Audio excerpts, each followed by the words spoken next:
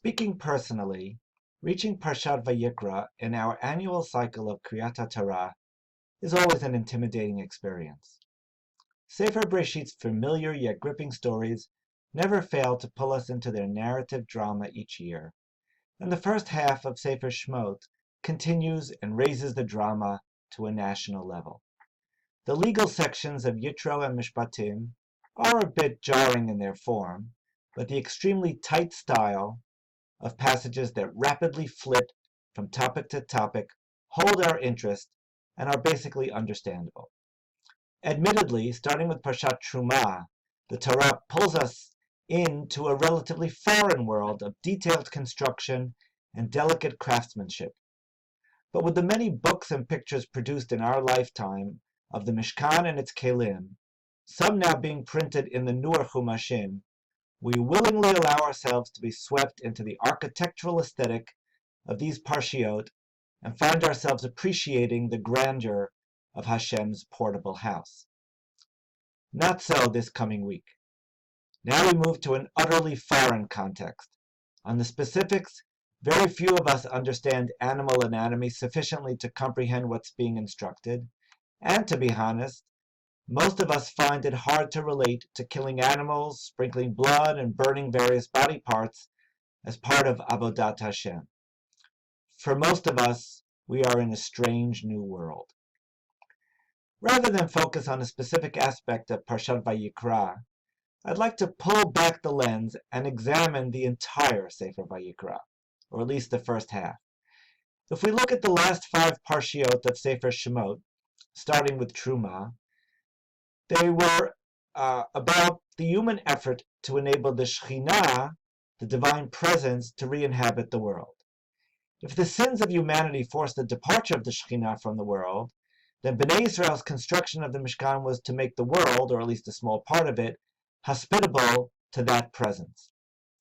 Starting with Truma's famous declaration, Va'asuli mikdash v'shachanti betocham, the Torah speaks in great detail about the instructions to build a Mishkan, a place for the Shekhinah. While Parshat Ki Tisa saw that goal almost aborted, the restoration of the second Luchot, accompanied by the Yud Gimel Midot, meant Hashem would make the effort to rest His presence among Bnei Israel again. The construction of the Mishkan became their test of their devotion, their dedication, their commitment to being the vehicle of Hashem's presence.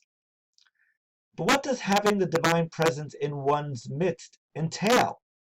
What does it lead to, or even obligate? Here, I think, a close look at the Chet HaEgel can be revealing. In Shemot Lamed Gimel, Psukim Zayin and Chet, the Torah states, "Moshe yikach et ha'ohel v'nata lo michutz lamachaneh, harchek min hamachaneh, v'kara lo ohel moed, v'haya kol mevakesh Hashem, yetzei el ohel moed, asher michutz lamachaneh." According to this pasuk, this is where Moshe calls it Ohel Moed for the first time. It is a tent of communion, of meeting. Moshe pitches some tent outside the camp, far removed from it, a stark geographic indicator of Hashem's lack of readiness to be among the people. As the pasuk continues, all who sought Hashem would have to leave the camp to go to the tent of communion which was outside the camp. The Torah emphasizes that seeking God and going out to meet Him are integral to each and every person's spiritual life. Kol mevakesh Hashem. Anyone who wanted to seek Hashem needed to leave the camp, because at this point, Hashem was not in the people's midst. Each seeker would have to leave the machaneh physically and perhaps spiritually if he or she was going to seek God. As we all know, Moshe effected a most radical change in the way Hashem would deal with the people, enabling Hashem to agree to reinstate the Brit and once again dwell among the people. That is what Vayakel Pekudei is about, the effort to build a Mishkan that Hashem would hopefully occupy, not to simply reside somewhere, but to make Himself Kavyachol accessible to all. In other words, by the end of Shemot, if all was successful, the Shekhinah would, as promised, be in the midst of Bnei Israel enabling those who sought him to come near. I think the Torah makes this transition obvious in a literary way. If in the instructions to construct the edifice, the Torah overwhelmingly uses the term Mishkan, we see a subtle change near the end of Pikudei. In Perek Lamed Tet, the Torah uses the term Mishkan Oel Moed twice, and in Perek Mem, the last of Shemot, it uses it 3 times. In other words, the goal of Shemot was to create the place of Hashem Shekhinah, but the goal all along was for those individuals who seek the Shekhinah to be able to come in and fulfill their pursuit. Thus, if Shemot was the Sefer of Shekhinah, we transition in Sefer Vayikra to the Sefer of Ohel Moed, the locus where human beings can meet or commune with a God who dwells in their midst. In this Sefer, at least through chapter 16, while the term Mishkan appears only a handful of times, the term Ohel Moed appears at least 50. Hashem already resides among us at the end of Sefer Shemot. Now we are called to encounter. So what does Moed mean? I think there are at least 5 contexts that Sefer Vayikra spells out. 1. Acknowledgement. Having Hashem in our midst is not a benign fact, but one that obligates us to acknowledge that presence, either through olot or through shlamim. These are the first acts of Mivakshei Hashem, seekers of God. Even if things are going well, we must pay homage and acknowledge the presence of Melech Malchei HaMelachim and pay tribute to him. 2. Heeding precise instructions.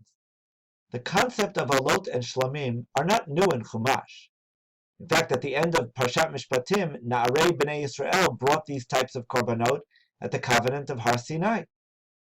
But now that the Shekhinah is in their midst, the people must follow clear protocols, obey specific instructions. Punctilious observance of rules and regulations by both the individual bringing the gifts and the Kohanim performing their tasks is essential. 3. The sin of inadvertence. Having the Shekhinah in our midst demands a higher level of awareness, a vigilance to ensure things don't go awry. When we are in the company of strangers, accidents can happen, and a simple sorry might do. But if we are around those about whom we care a great deal, that care is manifest in anticipating things, in making sure nothing goes wrong, in being attentive and careful about our behavior so that the individual is not offended. This is another reality of Shekhinah. Shogeg now calls for atonement and repair, chatat and asham. 4. In a similar vein, the presence of Shekhinah means there is now tum'ah in the world. If Noach was commanded to bring animals that were tahorah and einena tahorah, that was because in his world there was only neutral and tahor. There was no Shekhinah. Now with the Shekhinah in the world once again, natural instances of decay and loss, the death of animals, human secretions, etc., are no longer benign. They have a subtle yet pernicious effect on our view of spiritual effort. Seeing animal or human life suffer some sort of dysfunction, leaving its safe and secure path, challenges our belief in the ultimate elevation we can achieve by proximity to Hashem. The Shekhinah's presence creates a new status in the world, tum'ah, which we must acknowledge and rehabilitate if we are to resume our effort to get closer to Hashem. 5. Lastly, and I'm going beyond chapter 16 and Yom Kippur, human Kedusha is possible. Our proximity to Shekhinah, now in our midst, makes possible the attainment of a different plane of existence, a higher, more sanctified way of living. Kedoshim tihiyu. Why? Ki kadosh ani Hashem Elokechem. We are, kaviyachol, neighbors with the divine. We are, as fellow travelers, able to see possibilities and realize potential to make life on this earth purifying and sacred, much more than the physical dimensions we were each endowed with at birth. In sum, Shmot made real the return of the divine presence among people. As its name implies, the Mishkan meant that Hashem would dwell among Bnei Israel. Vayikra, the Chumash we begin this week, spells out the implications of that new reality. Elated by the divine decision to rest his Shekhinah in the center of the camp, the people must now follow through, actively seeking to commune with Hashem through Olot and Shlamim, and their meticulous performance, through a reinvigorated vigilance that will not excuse shogeg, through an awareness that one's surroundings impact one's spiritual frame of mind, and through a desire, a motivation to achieve higher and more sanctified levels of living. It is easy to get bogged down in the challenging details of Parashat Vayikra, whose significance can elude us. However, training our eyes on the larger, loftier goals of Sefer Vayikra, and on the serious but real spiritual challenges created by the Shekhinah being in our midst, we may begin to see why this central Chumash has much to inspire us, even in our day. Shabbat Shalom.